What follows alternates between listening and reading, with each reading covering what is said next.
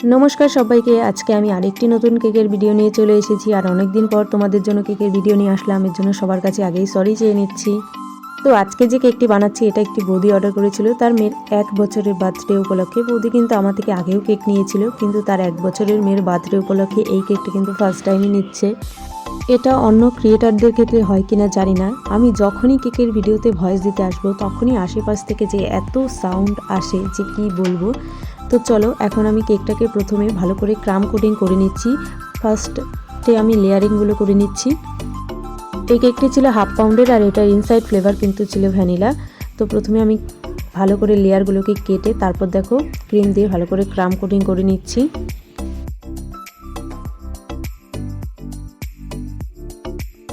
করে নেব আমি। আর আমি কিন্তু এখানে নিজের মন থেকে আজকে একটা ডিজাইন করেছি। তো ফার্স্ট টাইম এই ডিজাইনটা করলাম, কেমন হয়েছে তোমরা কিন্তু অবশ্যই কমেন্ট করে জানিও। আর এখানে অয়েল ব্রাশের সাহায্যে কিন্তু খুব সুন্দর একটা ডিজাইন আমরা কেকের ওপরে করে নিতে পারি। তো এটাও কিন্তু একটা কেকের জন্য টিপস তোমাদের জন্য রইল। তো তারপর আমি পার্পল কালার দিয়ে এখানে কিছু ফ্লাওয়ার বানিয়ে নিয়েছি।